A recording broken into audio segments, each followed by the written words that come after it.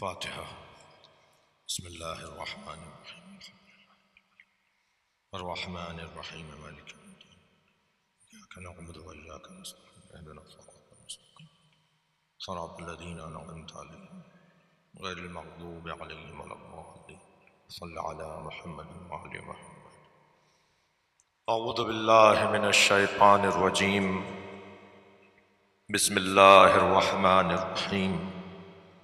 الحمد للہ الذی لا یبلغ مدحہ القائلون ولا یحصی نعماءہ العادون ولا یعدی حقہ المجتہدون، الذی لیس لصفتہ حد محدود ولا نعت موجود ولا وقت معدود ولا اجل ممدود، فطر الخلائق بقدرته ونشر الرياح برحمته، والصلاة والسلام على الرسول المسدد المصطفى الأمجد المحمود الأحمد سيدنا ومولانا ومولى الكونين جد الحسن والحسين معاني أبا القاسم محمد، اللهم صل على محمد وآلہ الطیبین الطاہرین المعصومین الذین قال اللہ انما یرید اللہ لیذہب عنکم الرجس اہل البیت ویطہرکم تطہیرا، اللہم صل علی محمد۔ ولعنۃ اللہ علی اعدائہم اجمعین من یوم عداوتہم الی قیام یوم الدین، اما بعد، قال الحکیم فی قرآن الکریم، بسم اللہ الرحمن الرحیم، ثم لتسألن یومئذ عن النعیم، صلوات۔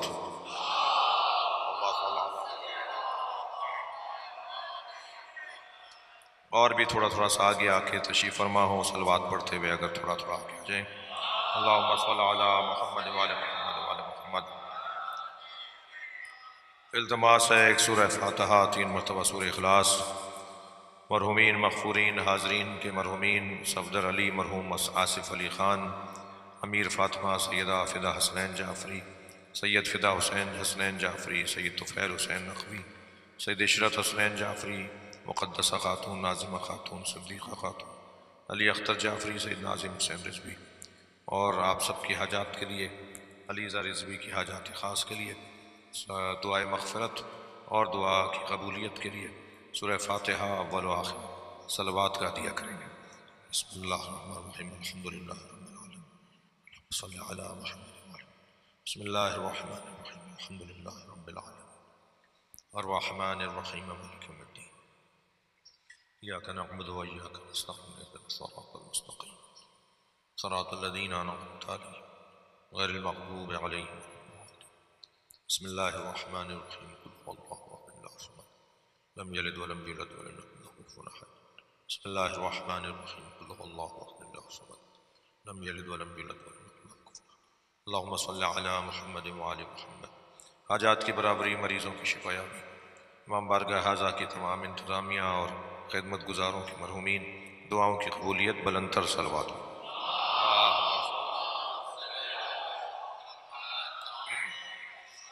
اور بلند صلوات دیا کریں۔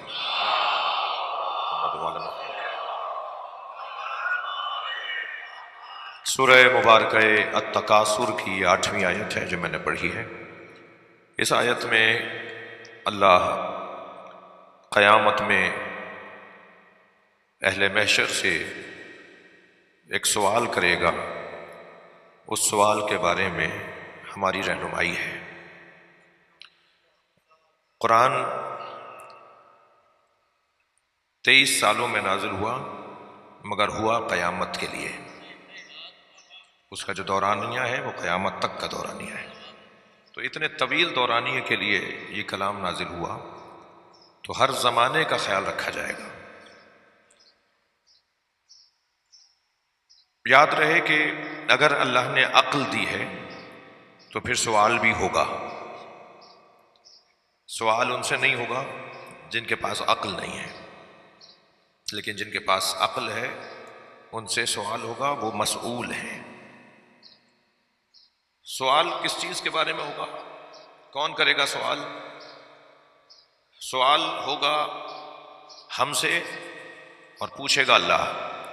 وہ جو سوال ہم سے پوچھے جائیں گے وہ یعنی جو سوال پوچھا جائے گا وہ ایک سوال ہے، دو سوال ہے، کتنے سوال ہیں؟ تو حدیث میں آیا ہے کہ چند سوالات مرنے کے فوراً بعد پوچھے جائیں گے، جیسے ہی دم نکلے گا فوراً کچھ سوالات کا سلسلہ شروع ہوگا، جس میں سب سے پہلا سوال تو یہی ہے کہ من ربک، تمہارا رب کون ہے؟ پھر پوچھا جائے گا کہ تمہارا نبی کون ہے، کس کو نبی مانتے ہو؟ پوچھا جائے گا کتاب کون سی تم نے اپنے لیے مثالی قرار دیا ہے، کس کتاب کو اپنے لیے نصاب زندگی قرار دیا ہے؟ پھر قبلے کے بارے میں پوچھا جائے گا، اور پھر پوچھا جائے گا تمہارا امام کون ہے؟ تو ان سوالوں میں بھی جب سوالات کمال پر پہنچیں گے نا، یا یوں کہہ لیں کہ جو سوال سارے سوالات کا پتہ بتائے گا، شناخت کروائے گا، وہ سوال ہے ولایت علی کا سوال۔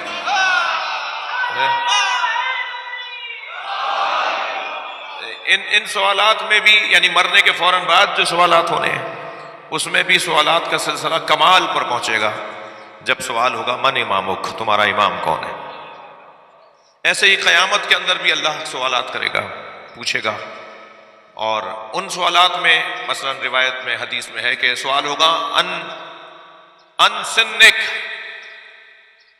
تمہاری، اللہ کا حبیب کہہ رہا تمہاری عمر کے بارے میں تم سے پوچھا جائے گا، تم نے اپنی عمر کہاں گزاری ہے، عمر کے بارے میں پوچھا جائے گا، کہاں رہے، کہاں بیٹھے، کس سے ملے، کن سے واسطے تھے، کن سے تعلقات تھے، کن سے تمہارے معاملات تھے، کہاں اپنا وقت گزارتے تھے۔ میں ان بچوں جوانوں سے، جو میری قسمت اچھی ہے کہ اکثریت جوانوں کی ہے، میں ان جوانوں سے ایک جملہ کہوں کہ سوال ہونا ہے کہ تم نے اپنی عمر کہاں گزاری ہے، تو جواب دینے کا بہترین ذریعہ عزاداری ہے۔ ایک صلوات پڑھیں ذرا محمد و آل محمد۔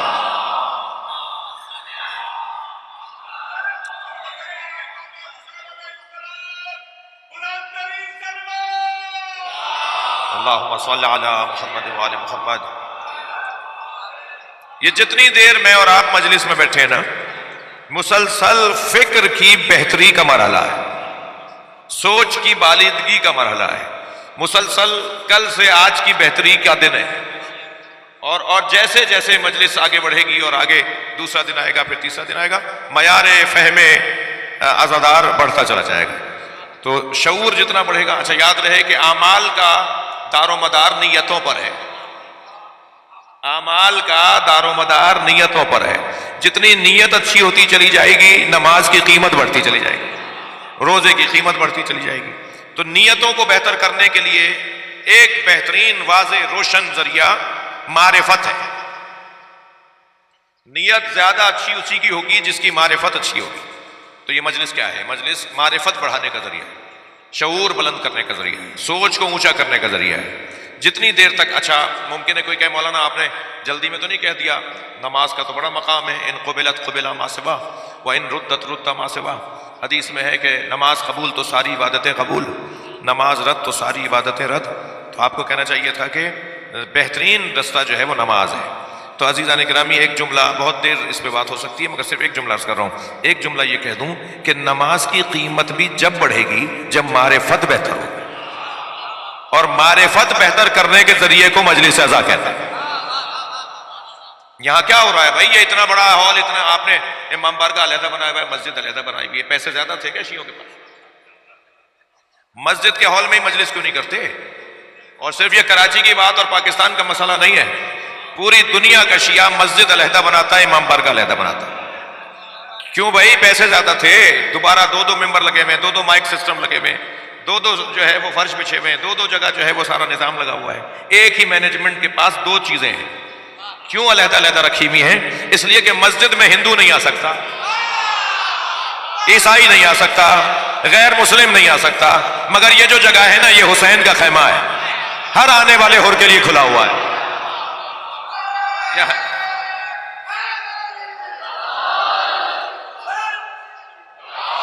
یہاں معرفت حاصل کی جاتی ہے اور وہاں معرفت کے مطابق سجدہ کیا جاتا ہے۔ صلوات پڑھ لیں محمد و آل محمد۔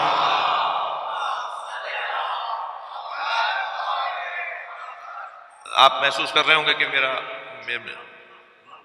لہذا اس سب سے زیادہ اہم سوال ان سنک، ہماری عمر کے بارے میں پوچھا جائے گا، کہاں عمر گزاری؟ تو کہاں عمر گزاری؟ یہ سوال کا جواب تیار ہونا چاہیے۔ دوسرا سوال ہوگا ان شبابک، جوانی کہاں گزاری؟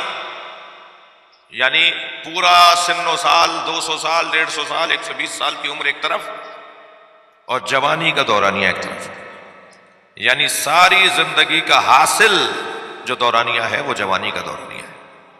یہ جو بچہ، یہ جو جوان، یہ جو صاحب رشد و بلوغ مجلس میں بیٹھا ہوا ہے، یہ قابل تعریف ہے، یعنی اس کو سلام کیا جائے، اس کا احترام کیا جائے۔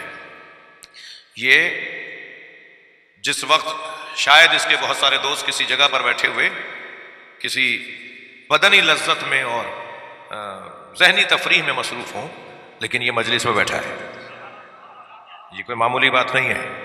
جب کوئی جوان مصلی عبادت پہ کھڑا ہوتا ہے، جوانوں میں آپ سے بات کر رہا ہوں، جب کوئی جوان مصلی عبادت پہ کھڑا ہوتا ہے تو اللہ عرشی فرشتوں سے کہتا ہے زمین پہ تمہیں کچھ نظر آ رہا ہے؟ تو عرشی فرشتے کہتے ہیں ہمیں زمین پہ ستارہ نظر آ رہا ہے۔ تو اللہ کا جواب آتا ہے یہ ستارہ نہیں ہے، ایک وہ جوان ہے جو گناہ کر سکتا تھا مگر میری عبادت کر رہا ہے۔ تو یہ جوانی بہت اہمیت کی حامل ہے۔ کہاں گزاری ہے جوانی؟ آج 18واں روزہ گزر گیا، بعض اوقات نظر آتا ہے، سننے کو ملتا ہے کہ صحت بھی صحیح ہے، عین جوانی ہے مگر روزہ نہیں رکھ رہے۔ بعض تو والدین پیغام دے رہے ہوتے ہیں کہ ذرا آپ کچھ کہہ دیجئے، وہ آج مجلس میں آئے گا۔ میں نے کہا جاؤ مولانا کو کیا تو کچھ کہہ دیجئے، وہ روزہ نہیں رکھ رہا۔ بھائی کیوں نہیں رکھ رہا؟ بھائی کیوں نہیں رکھتے؟ کہنے لگے بھوک لگتی ہے۔ تو بھوک ہی تو لگوانا چاہ رہا تھا اللہ۔ بھائی کیوں نہیں رکھ رہے؟ پیاس لگتی ہے، پیاس ہی تو لگوانا چاہ رہا تھا اللہ۔ تمہیں بھوک اور پیاس لگتی، یہی تو اللہ چاہ رہا تھا۔ اگر بھوک اور پیاس کی وجہ سے روزہ چھوڑا جا رہا ہے تو روزہ تو رکھنا ہی بھوک اور پیاس کے لیے ہے۔ بھائی یہ جو جانور ہیں نا، یہ بولتے ہیں، میں اور آپ نہیں سمجھتے مگر ان کا مالک جانتا ہے یہ کیا بول رہے ہیں، اور وہ بھی جانتے ہیں جو ان پر بھی امام ہیں۔ ائمہ اہل بیت جانتے ہیں یہ جانور کیا بول رہے ہوتے ہیں، لہٰذا ائمہ نے بتایا ہے کہ کبوتر کیا بولتا ہے، مینا، بطخ، مرغی، سانپ، بچھو، گھوڑا، گدھا، اونٹ، یہ بولتے ہیں، باتیں کرتے ہیں، اور باتوں کے علاوہ یہ ایک تسبیح بھی روزانہ کرتے ہیں۔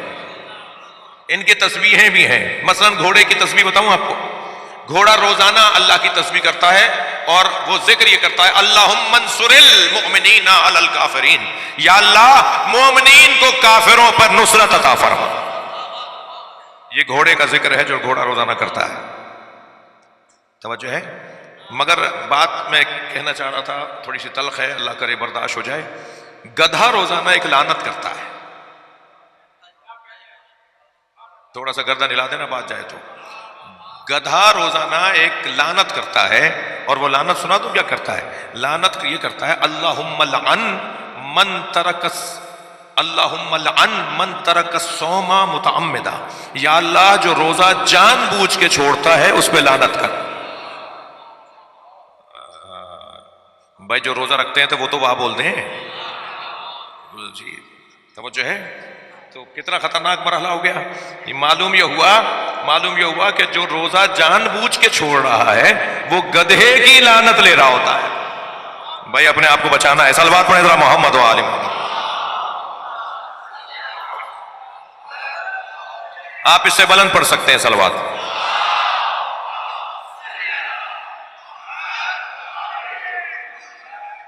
توجہ کر رہے ہیں آپ؟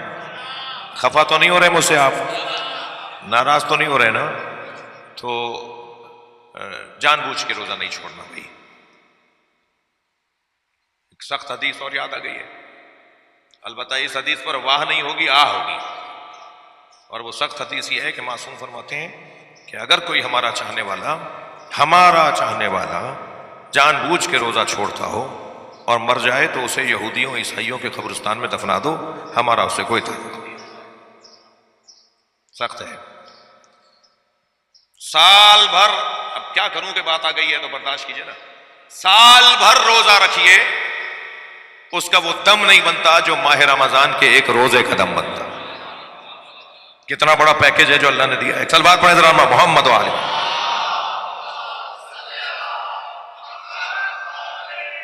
میں میں اس سے زیادہ سخت باتیں کرنے کا عادی نہیں ہوں. آپ پریشان نہ ہو میرے بچے کہ بھئی اب تو یہ شروع ہو گئے، پتہ نہیں کیا جائے گی بات آگے بڑھا رہا ہوں، بات آگے چل رہی ہے. کہاں کہاں سوال ہوگا؟ ان سنک، اپنی عمر بتاؤ کہاں گزاری. ان شبابک، اپنی جوانی بتاؤ کہاں گزاری. توجہ ہے. ان مالک، مال کہاں سے حاصل کیا، مال کہاں خرچ کیا، مال کے بارے میں پوچھا جائے گا. مال آ کہاں سے رہا تھا، مال جا کہاں رہا تھا، ہم سب سے پوچھا جائے گا مال کے بارے میں. یہ جو حرام لقمہ ہے نا، اب میں نے آپ کہہ دیا تھا مگر اب کیا کروں، باز نہیں آ رہا سخت باتیں کرنے سے. یہ جو حرام لقمہ ہے نا، جب یہ حلق سے اترتا ہے تو یہ کان بند کر دیتا ہے. نصیحت سننے کو کان کام نہیں کرتی، یہ نصیحتوں والے کان بند کر دیتا ہے. حرام لقمہ ہماری سننے کی صلاحیت کو ختم کر دیتا ہے. پھر ماں باپ کی نصیحت بھی اثر نہیں کرے گی، پھر استاد کا ٹوکنا بھی سمجھ میں نہیں آئے گا، پھر ممبر سے تو ویسے ہی نصیحت شاید کبھی کبھی ہوگی اور وہ بھی ہوگی تو نہیں سننے سمجھ میں نہیں آئے گی. جی حرام لقمہ.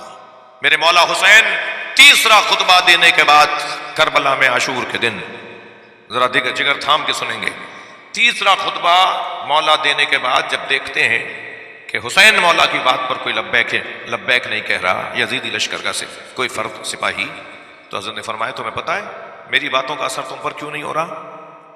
اس لیے کہ تمہارے شکم حرام غذاؤں سے بھر چکے. حرام خوریاں، حرام خوری. کیا کروں؟ مولانا جاب کروا دیجئے. اچھا بھائی کہاں کرنا چاہتے ہو؟ سرکاری نوکری. سرکاری کیوں؟ سرکاری نوکری اگر کوئی مانگ رہا ہو نا تو 90% حرام کھانے کو مانگ رہا ہے. اہل بیت کے چاہنے والے تو نوکری کے لیے پیدا ہی نہیں ہوئے. اہل بیت کے چاہنے والے تو سرداری کے لیے پیدا ہوئے ہیں. اور سرداری جب کرو گے جب تم تجارت کرو گے. جو تاجر لوگ ہیں وہ سرداری کرتے ہیں بھائی. ہاں اگر ڈائریکٹ 21ویں گریڈ کے اور 17ویں گریڈ سے 21ویں گریڈ کے افسر لگ سکتے ہو تو ٹھیک ہے، پھر افسری، پھر نوکری ڈھونڈ لو. لیکن اگر اس سے نیچے کی بات ہو رہی ہے تو پھر کاروبار کرو. اگر صلاحیت نہیں ہے کہ ڈائریکٹ میں 17ویں CSS کر کے اور مثال فلاں 1 پیپر دے کر جو ہے وہ پاس ہو کر وہ 17ویں گریڈ کا افسر لگ جاؤ، نہیں کر سکتے تو پھر کاروبار کریں. میں ان بچوں جوانوں سے کہہ رہا ہوں کاروبار کی طرف جاؤ. معاش جن کے ہاتھ میں ہے، جن کے ہاتھ میں معاش ہے، میں اشارے میں بولوں گا، جن کے ہاتھ میں معاش ہے نا انہیں صدر، وزیر اعظم، گورنر ایئرپورٹ پہ لینے جاتا ہے. اور آپ کی پوری آبادی میں آپ کے 15 لوگ مار دیے جاتے ہیں، کوئی فاتحہ پڑھنے نہیں آتا. آپ کی آبادیوں میں کوئی فاتحہ پڑھنے نہیں آتا. یہ گورنر، یہ وزیر اعلیٰ، یہ وزیر اعظم، یہ صدر. اور جن کے ہاتھ میں معاش ہے نا وہ جب آتے ہیں نا ایئرپورٹ پر تو خصوصی طیارے سے لائے جاتے ہیں اور گورنر لینے جاتا ہے، وزیر اعظم لینے جاتا ہے، اس لیے کہ ان کے ہاتھ میں معاش ہے. صلوات پڑھ لیں ذرا محمد و آل محمد.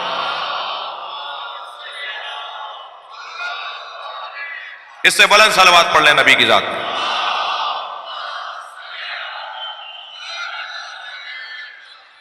توجہ کر رہے ہیں آپ؟ ان مالک، مال کے بارے میں پوچھا جائے گا. بہت دیر لگا دی میں نے آپ کو تھوڑی سی تلخ باتوں میں.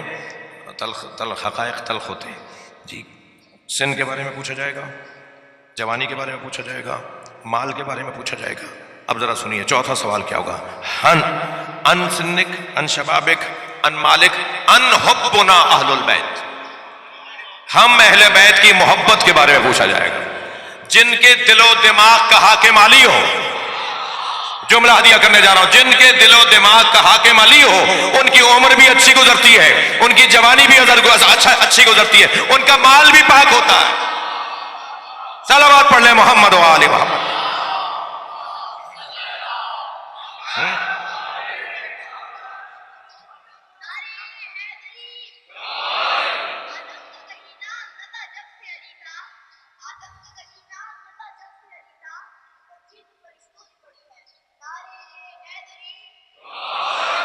کیا کیا سوال ہونا ہے؟ ولایت مولا علی کے بارے میں سوال ہونا. میرا مضمون شروع ہو رہا ہے، کوشش کرتا ہوں کہ کچھ بات کر سکوں. اللہ کے رسول یہ چاہتے ہیں کہ ہم عاشق علی بنیں. مضمون دے رہا ہوں آپ کے ہاتھ میں. اللہ اور اللہ کے رسول یہ چاہتے ہیں کہ ہم عاشق علی بنیں. جتنا مولا علی سے عشق بڑھے گا، جتنا علی سے عشق ہوگا، اتنا ہی رسول اللہ کی اتباع ہوگی. جتنا مولا علی سے عشق بڑھے گا اتنا ہی اللہ کی عبادت ہوگی. یعنی میں اگر یوں کہہ دوں کہ جو عاشق علی ہو جائے وہ پھر میثم تمار بنتا ہے، پھر وہ سلمان فارسی بنتا ہے. اصلی مضمون آج کی مجلس کا عنوان، اللہ اور اللہ کے رسول یہ چاہتے ہیں کہ ہمیں عاشق علی بنایا جائے. ماندے ہم احمد پیمبر بود کے عطار عشق. جی مولانا روم کے دو مصرے سنا رہا ہوں.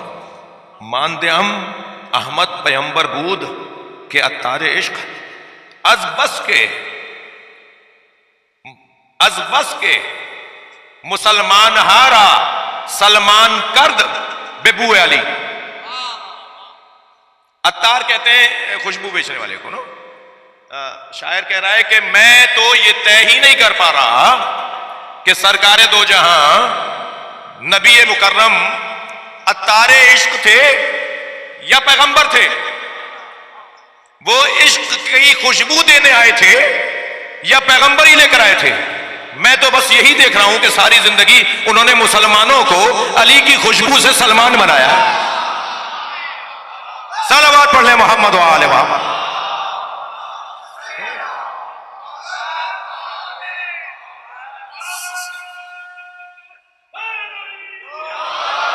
ساری توجہ سرکار کی اس بات پر ہے کہ لوگوں کو علی کا عاشق بنا دو. نبی نہیں چاہتے کہ کوئی مجلس ہو، کوئی محفل ہو، کوئی بیٹھک ہو، کوئی ملاقات ہو جس میں علی کی بات نہ ہو. ہر بات میں علی، ہر بیٹھک میں علی کی بات. خبردار زینوا مجالسکم بذکر علی بن ابی طالب. اپنی مجلسوں کو علی کے ذکر سے زینت دو. یہ جملہ میرا تکراری ہے، یوٹیوب پہ پھیلا ہوا جملہ ہے تو معاف کیجئے گا مجھے سندھیوں سے کچھ اضافی پیار ہے. یعنی ہر قوم سے پیار ہے مگر سندھیوں سے کچھ زیادہ پیار ہے. اور اس کی وجہ یہ ہے کہ سندھی جب آپس میں ملتے ہیں نا تو یا علی مدد بول کر ملاقات. یہ اپنی ملاقاتوں کو علی کے ذکر سے زینت دیتے ہیں. اللہ یہ چاہتے ہیں، اللہ یہ چاہتا ہے، رسول اللہ یہ چاہتے ہیں کہ ہر جگہ ہر بات علی کی بات ہو. توجہ دیکھیے، کوئی ایسی بات نہیں ہوگی کہ جو سنی میرے بھائیوں کی کتابوں میں نہ ہو. اس لیے کہ مجلس میں جب یہ طے ہی نہیں ہے کہ صرف شیعہ آئیں گے، جب سب آ سکتے ہیں. امام بارگاہ تو شیعوں کی ملکیت ہے نہیں، شیعہ تو امام بارگاہ کے عزاداری کے نوکر ہیں، جی مالک تو ہے نہیں. تو پھر دروازہ سب کے لیے کھلا ہوا ہے. کوئی شناختی کارڈ بھی چیک نہیں ہو رہا، کوئی پوچھا بھی نہیں جا رہا کہ تم کلمہ کہاں تک پڑھتے ہو. جو بھی فرش اعضاء پر آ کے بیٹھ رہا ہے اس کا احترام ہے، اس کا مقام ہے، اس کے لیے دروازہ کھلا ہوا ہے، کسی کے لیے کوئی پابندی نہیں ہے. اور ویسے بھی عاشقوں کا مجمع ہے، پیار کرنے والوں کا مجمع ہے. تو کوئی ایسی بات کہ جو اہل سنت کتاب میں نہ ہو نہیں کی جائے گی یہاں پر بیان، نہیں کی جانی چاہیے وہ یہاں پر بیان. میں آپ کو ایک حدیث سنانے چاہ رہا ہوں. حدیث کہتی ہے اذا کان یوم القیامہ، اذا کان یوم القیامہ، جب قیامت کا دن آئے گا، قام اللہ کھڑا کرے گا رسولہ و جبرائیل، اپنے رسول کو اور حضرت جبریل امی کو، علی صراط کے اوپر کھڑا کرے گا. کیوں کھڑا کرے گا؟ اس لیے کھڑا کرے گا من کانا لہو کتاب الجواز من علی ابن ابی طالب، کہ صراط سے وہی گزرے گا جس کے ہاتھ میں علی کی لکھی ہوئی تحریر ہوگی.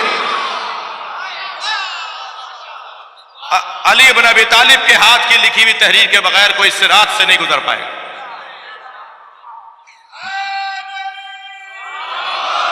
چیک کون کر رہا ہے؟ کون دیکھ رہا ہے کہ اس کے ہاتھ میں علی کی تحریر ہے یا نہیں ہے؟ وہ نبی دیکھ رہے ہیں اور جبریل امی دیکھ رہے ہیں. میں اپنی اس بات کو، یہ تو حدیث ہوئی نا، اس بات کو ذرا قرآن کی ایک آیت سے مستدل کر دیتا ہوں تاکہ بات اور مضبوط ہو جائے. سورہ مبارکہ تحریم کے اندر ایک آیت ہے، آیت تو دکھی کرنے والی آیت ہے. ہاں بہت ساری آیتیں ہیں جن سے دکھ ہوتا ہے، یعنی جن سے دکھ ہوتا ہے، جن سے انسان دکھی ہوتا ہے. کبھی اپنے اوپر دکھی ہوتا ہے، کبھی کسی اور پر دکھی ہوتا ہے، کبھی اپنی آخرت پر دکھی ہوتا ہے. تو رنجیدہ کرنے والی آیتیں ہیں. ان میں سے ایک آیت یہ ہے، ان تظاہر علیہ، اے نبی کی دو زوجاؤں، اگر تم نے میرے نبی پر چڑھائی کی، میرے نبی کو تکلیف دی، تو جان لو فإن اللہ ہوا مولا، جان لو نبی کا مددگار اللہ ہے، وہ جبرائیل، اور میرے نبی کی مدد کرنے کے لیے جبریل موجود ہے، وصالح المومنین، اور وہ فرد جو طے کرے گا کہ کون مومن ہے۔ بھائی تھوڑی گردن ہلا دو، بات جاری ہے تھوڑا۔ وہ مومن جو طے کرے گا، صلوات پڑھے ذرا محمد و آل محمد۔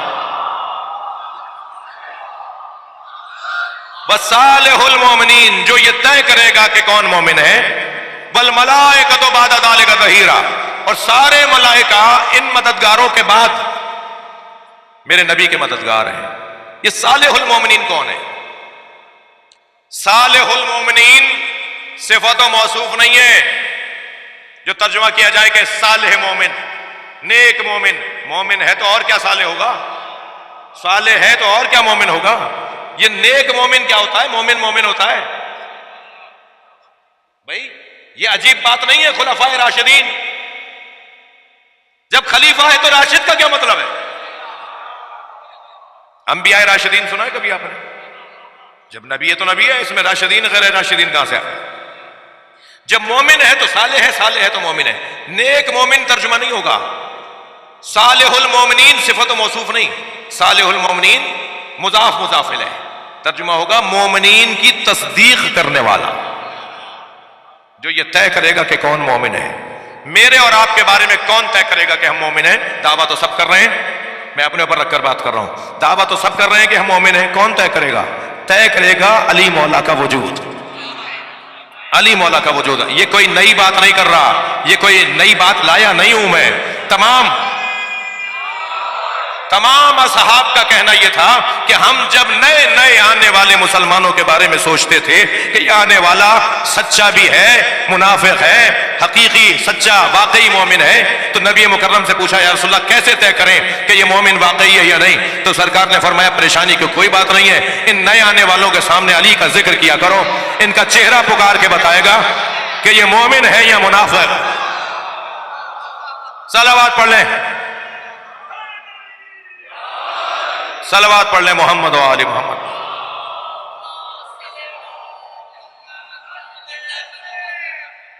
توجہ کر لی آپ حضرات نے؟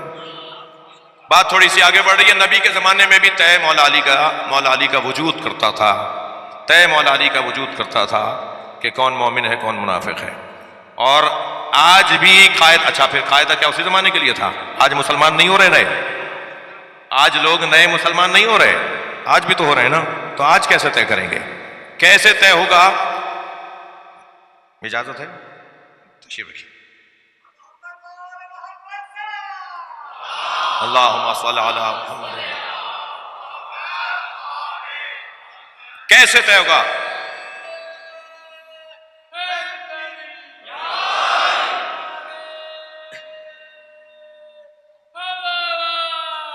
اللہم صلی علی محمد و آل محمد۔ آج بھی مولا علی کا ذکر طے کرے گا۔ آپ کی مجلسی سماعتوں کو دیکھ کر اپنے اس مضمون پر مجھے کچھ اپنے اشعار یاد آ رہے ہیں۔ عرض کیا تھا کہ جشن میں شرکت نہیں ممکن مقدر کے بغیر،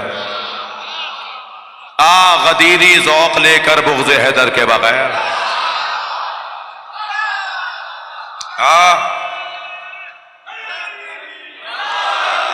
غدیری ذوق لے کر بغض حیدر کے بغیر۔ توجہ چاہوں گا دوسرے شعر کے اوپر، شیخ جی ہم سے نہ ہوگی دشمن حیدر کی بات۔ بڑی عنایت شعر کو شعر کی طرح سنیں گے۔ شیخ جی ہم سے نہ ہوگی دشمن حیدر کی بات، آئے ہو دنیا میں کیا تم کاسے سر کے بغیر، آئے ہو دنیا میں کیا تم کاسے سر کے بغیر۔ اور اس کے بعد والا شعر آپ سے توجہ چاہوں گا۔ عرض کیا تھا کہ ذکر حیدر، ایک صلوات پڑھے تو عرض کر رہا ہوں۔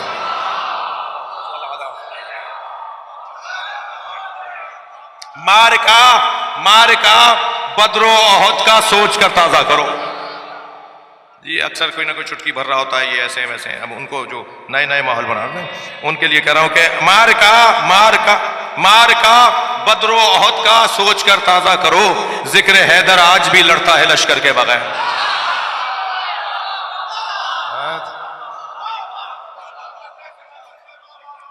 آج بھی ذکر مولا علی ہمارے اعمال کے تولنے کا ذریعہ، ہمارے ایمان کی سنجش کا ذریعہ، ہمارے ایمان کی کیفیات کا ذریعہ.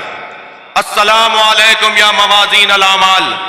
ائمہ اہل بیت کو سلام کرنے والا سلام یہ کرتا ہے، سلام ہو اس گھرانے پر جو اعمال تولنے کا ذریعہ ہے. جتنے لوگ بیٹھے ہیں سب کی نمازیں مختلف ہیں، سب کے روزے، سب روزے دار بیٹھے ہیں، سب کے روزے مختلف ہیں. بہت سارے حاجی بیٹھے ہیں، سب کے حج مختلف ہیں. کسی کا حج کسی جیسا نہیں ہے. 7 چکر سب نے کیے ہوں گے، 7 کنکر سب نے جا کے مارے ہوں گے. جی صفا و مروہ میں 7 صحیح سب نے ایک جیسی کی ہوگی، مگر ایک جیسی نہیں ہے. ہر ایک کی عبادت کی قیمت اور وزن بڑھ جاتا ہے جتنا اس کے دل میں علی ہوتا ہے. بے مطابق معرفت علی اعمال کو تولا جائے گا. میں اپنی معرفت مولا علی میں اضافہ کر لوں تو میری 2 رکعت نماز عام 2 رکعت نمازوں کی، سب کی 2 رکعت نمازوں کی طرح نہیں ہوگی. جی سب کی 2 رکعت نمازیں ہوں گی، اگر یہ تو اس کی 2 رکعت نماز ہے جس کے دل کا، جس کا دماغ کا، جس کے ذہن کا حاکم علی ہے. میں نے ایک جملہ کہا کہ اللہ اور اللہ کا رسول یہ چاہتا ہے کہ ہمیں عاشق علی بنایا جائے. کیوں؟ صاحبان دقت سے مجلس سننے آئے ہوئے ماشاءاللہ اس بیان کے مرحلے پر توجہ زیادہ چاہوں گا. کیوں؟ اللہ کے رسول یہ چاہتے ہیں کہ ہم عاشق علی بنیں. کیوں؟ جتنا عشق علی میں اضافہ ہوگا، توجہ، جتنا عشق علی میں اضافہ ہوگا اتنا دوئیت ختم ہوگی اور وحدت بڑھے گی. میں لفظوں کو پھر دوبارہ، کیونکہ جو بات پہلی دفعہ کی جا رہی ہوتی ہے ذرا اس کو مجھے اجازت دیں کہ میں دوبارہ اسے سنبھل کے کہوں. جتنا عشق بڑھے گا مولا علی سے اتنی دوئیت ختم ہوگی. میں اس دوئیت کو، گنتی کو، جتنا عشق علی بڑھے گا اتنی گنتی ختم ہوگی. پہلا کون، دوسرا کون، تیسرا کون، یہ گنتی ختم کرو، علی ہے بس.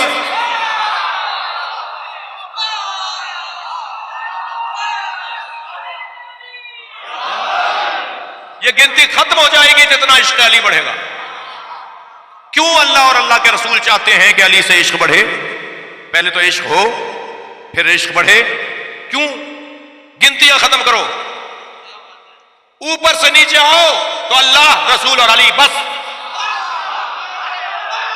اور نیچے سے اوپر جاؤ تو علی، رسول اور اللہ بس.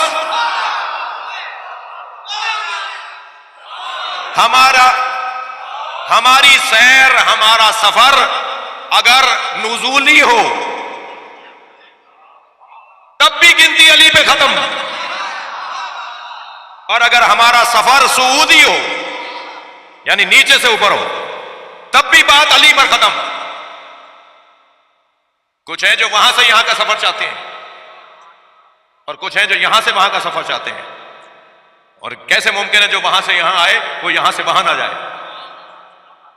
سفر تو مکمل ہی جب ہوگا کہ جب وہاں سے یہاں اور یہاں سے وہاں کا سفر ہو. البتہ انبیاء اور ائمہ کے لیے ان سفروں کے اندر کیفیتیں مختلف ہیں، مگر اتنا ضرور ہے کہ میں اپنے مضمون پہ آ رہا ہوں. عشق چاہتے ہیں اللہ اور اللہ کے رسول مولا علی سے. عشق کے لیے پہلا مرحلہ ذکر ہے. ذکر، کسی چیز سے عشق نہیں ہو سکتا جب تک پہلے اسے ذکر نہ کیا جائے. بھائی انہوں نے ایسا ذکر کیا کہ ہم تو اس کے عاشق ہو گئے. اتنا سجا کے عشق کی ذکر کیا کہ ہم تو اس کے عاشق ہو گئے. تو عشق کے لیے، عشق تک پہنچنے کے لیے پہلا مرحلہ ہے ذکر.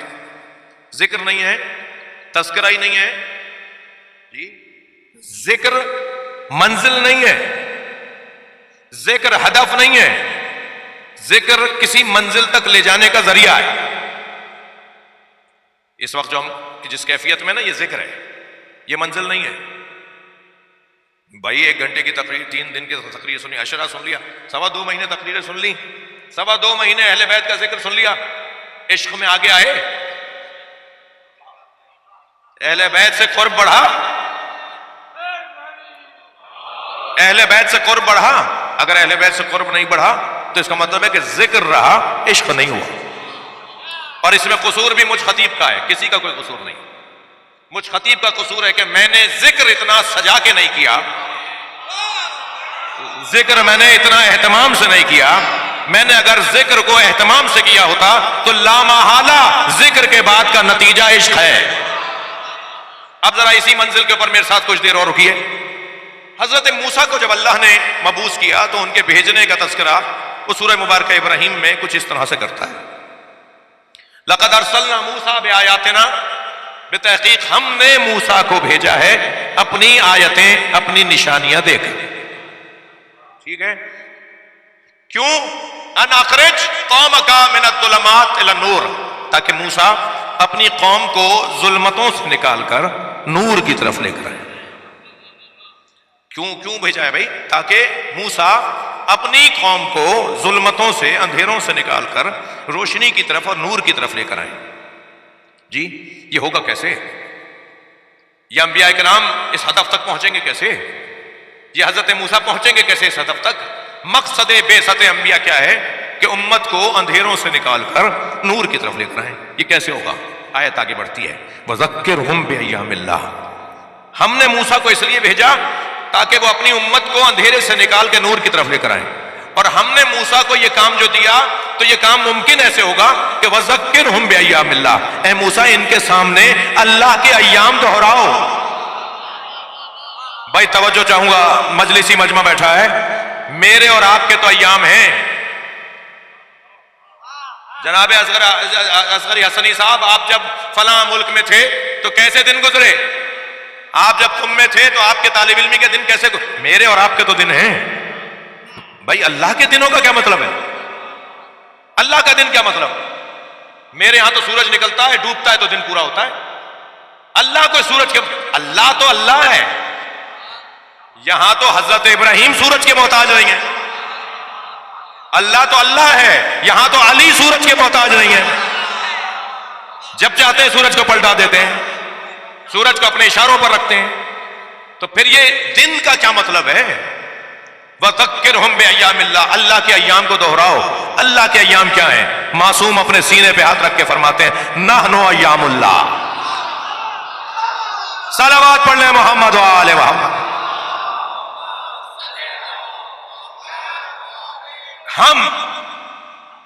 ہم اللہ کے ایام، اللہ کے ایام جس دن اللہ ہے ثابت ہو وہی اللہ کا دن ہے.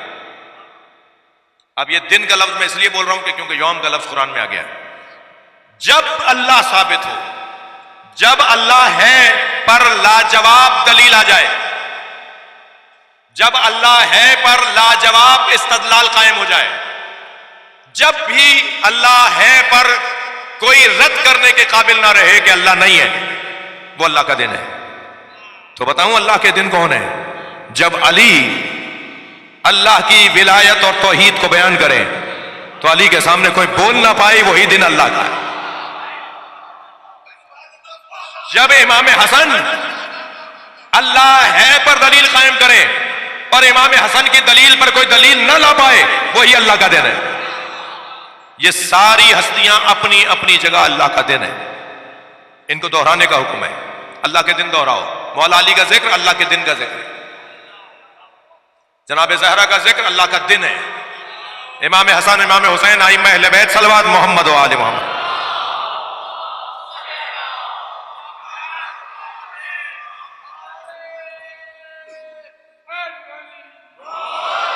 تو پہلا مرحلہ، آپ کی توجہات کا ممنون، پہلا مرحلہ ذکر ہے. اور ذکر ہمیں مولا علی کا جتنا ہم ذکر کریں گے اتنا علی سے رغبت، علی کی معرفت بڑھے گی. معرفت بڑھے گی تو عشق بڑھے گا. اور عشق کسے کہتے ہیں مجھے اجازت دیں کہ کل کی مجلس میں عرض کروں. آج کی مجلس میں ذکر پر تھوڑی دیر آپ کی توجہ چاہوں گا. اللہ چاہتا ہے، رسول اللہ چاہتے ہیں کہ علی کا ذکر ہو۔ لو ان الاقلام اشجار، تھکے ہوئے تو نہیں آپ؟ اگر ساری دنیا کے درختوں کو قلم بنا دیا جائے، گردن ہلائیے بھائی، والبحار مداد، اور ساری دنیا کے سمندروں کو روشنائی بنا دیا جائے، والجن حساب، اور جنوں کو گنتی کرنے بٹھا دیا جائے، والانس کتاب، اور انسانوں کو لکھنے کے لیے بٹھا دیا جائے، ما احصو فضائل علی ابن ابی طالب، علی کے فضائل کو نہ جن حساب میں لا سکتے ہیں نہ انسان لکھ سکتے ہیں۔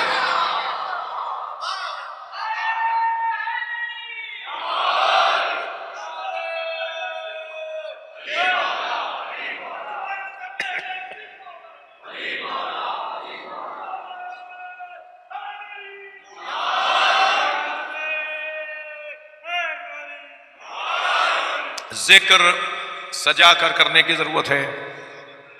یاد رہے کہ مولا علی کے فضائل اتنے ہیں کہ جن کے بارے میں علماء کا کہنا یہ ہے، اہل سنت علماء کا، شیعہ علماء کا، اتنا روشن فضائل کا باب ہے کہ ما ورد فی احد من الصحابہ کما ورد فی حق علی بن ابی طالب۔ تمام صحابہ کرام کے بارے میں اتنا کچھ نہیں آیا جتنا اکیلے علی کی عظمت کا بیان اور اکیلے علی کی عظمت کو بیان کیا گیا۔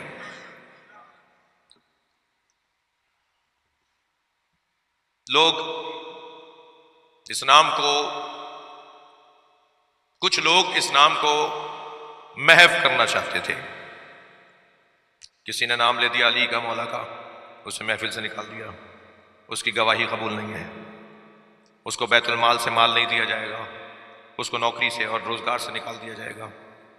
ظاہر ہے جب کبھی ایسا کچھ ہو تو لوگ کہتے ہیں بھائی زندگی گزارنی ہے، ہمیں جینا بھی ہے۔ جب کسی ایک بہت بڑے نام سے پوچھا گیا کہ آپ ہر بات نبی سے منسوب کرتے ہیں، قال رسول اللہ، قال رسول اللہ، آپ تو رسول اللہ کے زمانے میں پیدا ہی نہیں ہوئے تھے۔ جی آپ تو حضرت عمر کے زمانے میں، ان کی بھی رحلت کے وقت کے بعد پیدا ہوئے ہیں، ان کی آخری ایام میں پیدا ہوئے ہیں، اور آپ کہتے ہیں کہ رسول اللہ نے فرمایا۔ تو کہنے لگے کہ یہ سارے وہ قول ہیں جو میں رسول کی طرف نسبت دیتا ہوں، یہ سارے وہ قول ہیں جو میں نے علی سے سنے۔ تو اس نے کہا پھر علی کا نام کیوں نہیں لیتے؟ آپ کہا کریں نا کہ علی نے کہا تھا۔ تو کہنے لگے کہ کثیر العیال ہوں اور قلیل المال ہوں، بچے بہت ہیں، پیسہ نہیں ہے، اگر میں نے علی کا نام لیا تو میرا مال بند ہو جائے گا۔ توجہ کر لیا آپ نے؟ تو یہ انسان کی کمزوریوں میں سے کمزوری ہے نا، یہ انسانی معاشرے کی کمزوریوں میں سے کمزوری ہے کہ جب اس کا مادی مفاد ٹکراتا ہے تو وہ خاموش ہو جاتا ہے، حق بولنے سے ہاتھ اٹھا لیتا ہے، سچ بولنے سے ہاتھ اٹھا لیتا ہے۔ یہ بہت بڑی کمزوری ہے۔ تو جب یہ کہہ دیا جائے کہ علی کا نام لوگے تو یہ سزا، علی کا جو ہے وہ محبت کا اظہار کرو گے تو یہ سزا، تو پھر ہونا کیا تھا؟ ہونا تو کچھ اور چاہیے تھا، مگر ہوا تو کچھ اور۔ وقتی طور پر کچھ لوگوں نے بظاہر مولا علی کا نام لینے سے گریز کیا، مگر وہ جو 1000 لوگ نام لینے سے گریز کرتے تھے، انہی کے درمیان کوئی ایک کھڑا ہو کر علی کی بات کرتا تھا۔ توجہ چاہوں گا، اور اس کی ایک کی آواز 1000 پر غالب آ جاتی تھی۔ وہ جو ہزاروں پر غالب آ جائے اسے میسا میں تم مار کہتے ہیں۔ اس ماحول میں تصور کریں کچھ دیر کے لیے، میں عشق علی کی بات کر رہا ہوں اور ذکر علی اور عشق علی تک کا سفر بیان کرنے کی کوشش کر رہا ہوں۔ اس ماحول میں کہ جس ماحول میں نام لینا مولا علی کا مرنے کے مترادف تھا، مرنا بھی شاید بعض لوگ قبول کر لیتے، ذلیل اور خوار ہونے کے مترادف تھا، ذلت کا سامنا کرنا پڑتا تھا، تکلیفیں اٹھانا پڑتی تھیں، بہن بیٹیوں کے مسئلے تھے۔ ایسے ماحول میں ایک بندہ آ کے دیکھتا ہی نہیں ہے کہ جو جگہ کون سی ہے، لوگ کون بیٹھے ہیں، توجہ ہے، وہ اس وقت کے اندر بات کرتا ہے اور مولا علی کی بات کرتا ہے۔ یہ عاشق علی کیسے بنا؟ جی، ان الجنت لتشتاق الی اربعۃ، نبی فرماتے ہیں جنت 4 لوگوں کی مشتاق، ان 4 لوگوں جن کا انتظار جنت کر رہی ہے۔ ان میں ایک نام میثم ابن یحییٰ الاسدی المعروف میثم التمار رضوان اللہ تعالی علیہ السلام. توجہ ہے کیسے کیا ہوا یہ؟ علی کے عشق میں یعنی میثم کو، اصغر بھائی، میثم کو سوائے علی کے کوئی نظر نہیں آتا. عشق کا تقاضا. ایک دن میثم اپنا دکان چھوڑ کر کہیں ایسے کھجوریں رکھی ہوئی ہیں، طرح طرح کی کھجوریں، مختلف باغوں کی کھجوریں. میثم کا کام کاروبار کھجور بیچنے کا تھا. اپنی دکان چھوڑ کر چلے گئے اور مولا کا وہاں سے گزر ہوا اور مولا سے کچھ فقیروں نے سوال کیا. مولا نے اپنے غلام سے فرمایا کہ میثم کی جو کھجور رکھی ہیں بانٹ دو. ہاں میثم ایسا ہے تو موسم کا مولا بھی تو ایسے ہی چاہتا ہے. ہر ایک کا مال یہ نہیں لیتے کہ میثم کا مال، میثم کی کھجوریں بانٹ دو. اب جب میثم کی کھجوریں بٹ گئیں اور میثم آئے تو دیکھا سب خالی ہے اور مولا وہاں موجود تھے. تو مولا نے آواز دے کر کہ میثم ہم نے تمہاری ساری کھجوریں فقیروں میں بانٹ دی. تو میثم بھی تو میثم ہے نا، بے ساختہ کہنے لگے مجھے کیا ملے گا. سنیں گے جیسے انہوں نے کہا مجھے کیا ملے گا، مولا نے فرمایا میں تمہیں مل رہا ہوں. اب آپ ذرا صلوات پڑھیں ذرا محمد و آل محمد.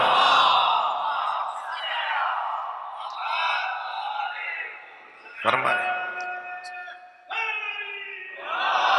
اذن معی درجتی. مولا علی فرماتے ہیں اے میثم تم ہمارے ساتھ ہماری جگہ پر ہوگے، یہ ہم تمہیں مقام عطا کر رہے ہیں. اور میثم ہماری اطاعت میں تمہاری زندگی گزر رہی ہے تو سنو ہم تمہیں ایک مقام دے رہے ہیں اور وہ مقام ہے علم المنایا والبلایا. کس پر کیا مصیبت آئے گی تم بتا سکو گے، کسے کن مصیبتوں کا سامنا کرنا پڑے گا تم بتاؤ گے، اور کس کی کب موت آئے گی، کون کیسے مرے گا یہ تم بتاؤ گے. یعنی اگر علی کا کوئی عاشق ہو جائے تو آپ کے مطابق وہ غیب کی خبر دیتا ہے، تم علی کی بات کر رہے ہو کہ وہ کیسے بتائیں گے، انہوں نے کیسے بتا دیا ہے. علم منایا والبلایا. حضرت مختار یہ سوچ بیٹھے تھے کہ اب مجھے مار دیا جائے گا اور مرنے کی تیاری کر رہے تھے کہ مجھے اب ختم کر دیا جائے گا، میرے گلے پہ چھری چلے گی، کسی دن بھی لے جائیں گے. میثم نے آ کے کہا مختار مبارک ہو، تم تو علی کی آرزو ہو. مختار سے کہہ رہے ہیں، مختار ثقفی، میثم تم تو علی کی آرزو ہو. تو مختار کو ایک حوصلہ ملنے لگا. کیا مطلب، کیا کہنا چاہ رہے ہو؟ کہا میثم مختار تم تو حکومت قائم کرو گے، اہل بیت کے دشمنوں سے بدلہ لو گے، تم تو جاؤ گے نہیں دنیا سے جب تک کہ اہل بیت کو سکون نہ پہنچاؤ. تو پھر جب اس کے بعد جو بھی تکلیف مختار کو آتی تھی، مختار یہ کہہ کر اسے قبول کرتے تھے کہ یہ تکلیف تو گزرے گی، اس لیے کہ میثم نے کچھ اور بتایا. میثم تمار اس درجے کا عاشق علی. مولا میرے گھر میں فاقے ہیں. میرے عزیزو آپ تھک تو نہیں رہے میری باتوں سے؟ مولا میرے گھر میں فاقے ہیں. حضرت نے فرمایا میثم صبر کرو، برداشت کرو. کہ مولا چھوٹے بچے ہیں، 2 بہنیں بیوہ تھیں، ان کے بچے بھی حضرت میثم کے ساتھ تھے. مولا میرے گھر میں اور متعلقین بھی ہیں. حضرت نے فرمایا میثم وہ سامنے مٹی کا ڈھیلا پڑا ہے اٹھا کے لاؤ. میثم لے کر آئے مٹی کا ڈھیلا. مولا علی نے فرمایا میثم اس پر کہو یا علی، یا علی.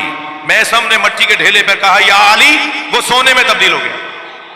فرمایا جاؤ اسے بیچو، بازار میں جا کر اسے فروخت کرو، اپنے گھر والوں کے لیے، متعلقین کے لیے کھانے کا، پانی کا، غذا کا انتظام کرو. میثم نے وہاں ایک پتھر اٹھایا، وہاں پڑا ہوا ایک پتھر اٹھایا اور اسے سونے کو توڑنا شروع کیا. چھوٹی چھوٹی ڈلیاں بنا دی اس کی، اور ایک چھوٹی سی ڈلی سونے کی اٹھائی، باقی سونا وہیں زمین پہ پڑا ہے. مولا کو سلام کر کے جانے لگے. علی نے آواز دے کر کہا میثم سونا چھوڑ کے جا رہے ہو؟ تو مڑ کر دیکھا اور کہا مولا میرے آج کے لیے کافی ہے. بھائی تھوڑی گردن ہلائیے گا، ایک بات کہنے جا رہا ہوں. میرے مولا نے فرمایا میثم لے جاؤ، کل کے کام آئے گا. تو میثم نے مڑ کر کہا مولا کل کی فکر وہ کرے جس کے پاس آپ جیسا مولا نہ.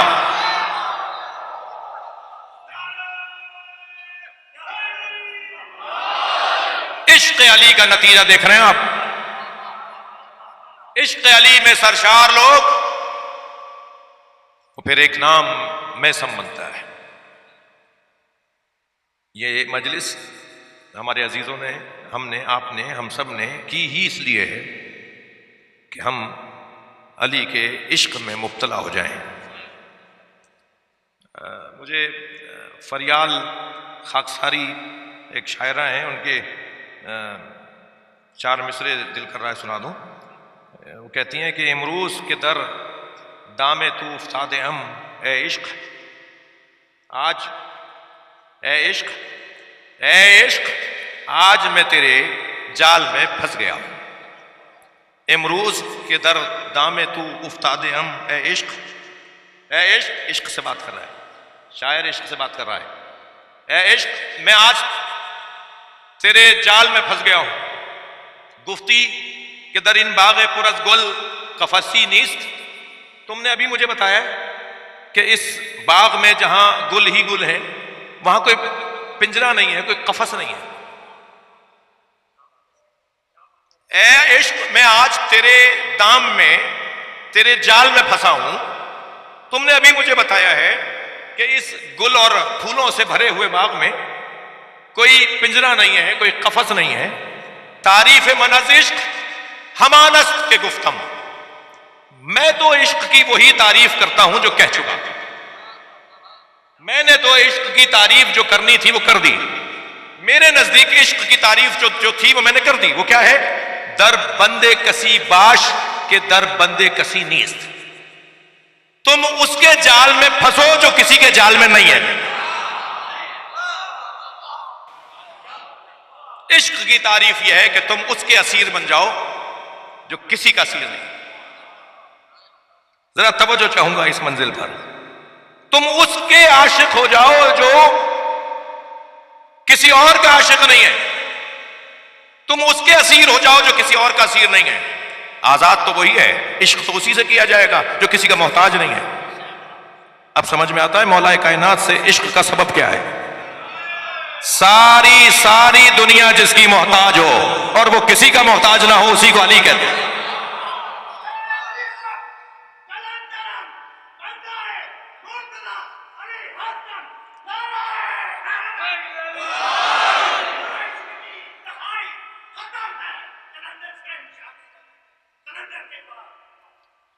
اہل سنت عالم دین کا بڑا حسین جملہ، وہ کہتے ہیں استغناہ عن الکل دلیل انہ افضل من الکل۔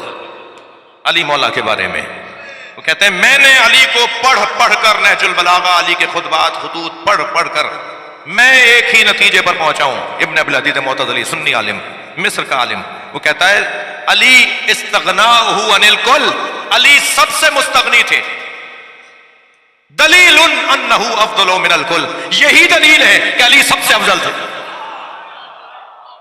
محتاج ہی نہیں ہے کسی کے، کوئی کچھ بھی سوچتا ہو۔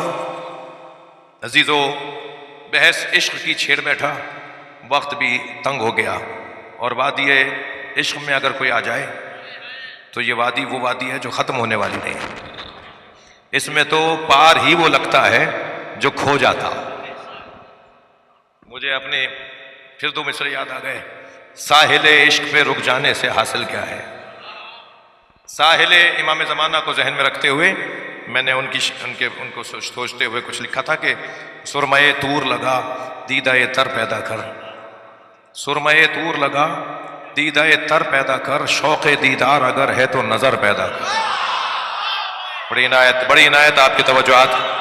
شوق دیدار اگر ہے تو نظر پیدا کر، اور ساحل عشق پہ رک جانے سے حاصل کیا ہے؟ ساحل عشق پہ رک جانے سے حاصل کیا ہے؟ ڈوب کر پار اترنے کا ہنر پیدا کر۔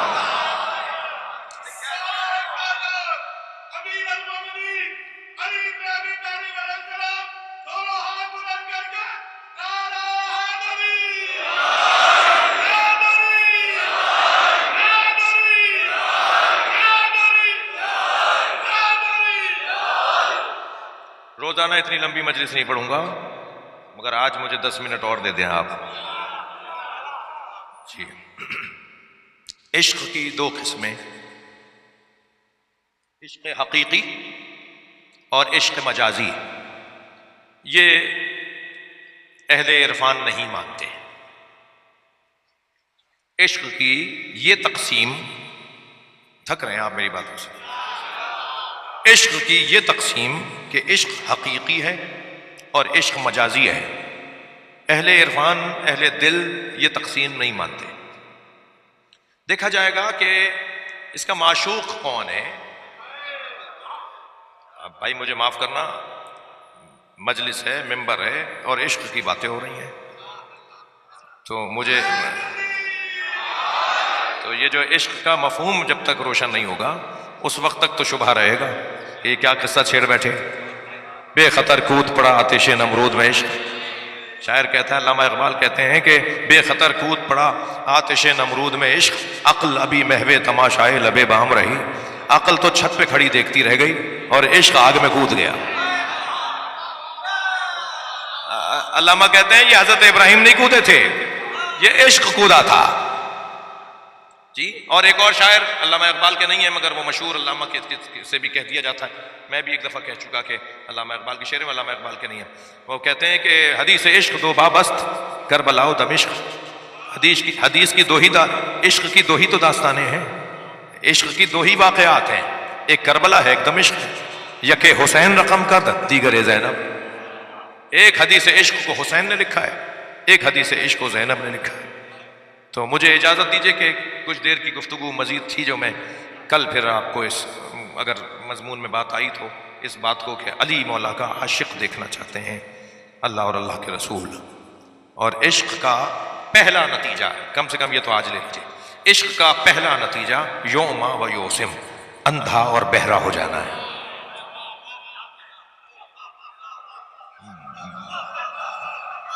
عشق کا پہلا نتیجہ اندھا اور بہرا ہو جانا ہے۔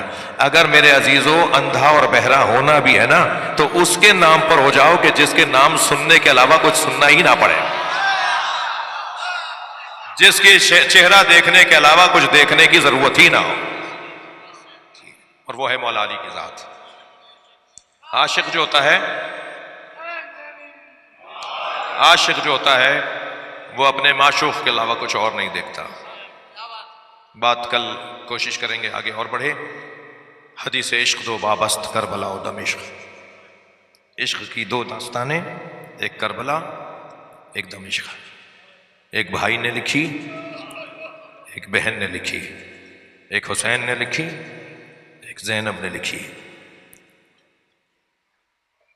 مجھے کل اگر یاد دلائے کوئی کہ عشق کی دو قسمیں جو حقیقی اور مجازی ہیں اس پہ کچھ دیر بات کروں تاکہ روشن ہو میرے اوپر کہ مولا علی سے جو عشق ہے وہ کون سا عشق ہے، اور جو جوانوں کا آپس میں تعلق کسی وجہ سے ہو جاتا ہے وہ کون سا عشق ہے۔ عشق حقیقی معرفت کی بنیاد پر ہے۔ کل بات ہو، کربلا میں رگیں کٹ رہی تھیں، کربلا میں گلے کی رگیں کٹ رہی تھیں اور ہر قطرے سے اللہ ہو کی آواز آ رہی تھی، ہر قطرے سے ہر ضربت پر اللہ کے ذکر کی آواز آ رہی تھی۔ یہ عشق کے بغیر ممکن نہیں ہے۔ حسین تو کربلا میں ایک دفعہ مارے گئے،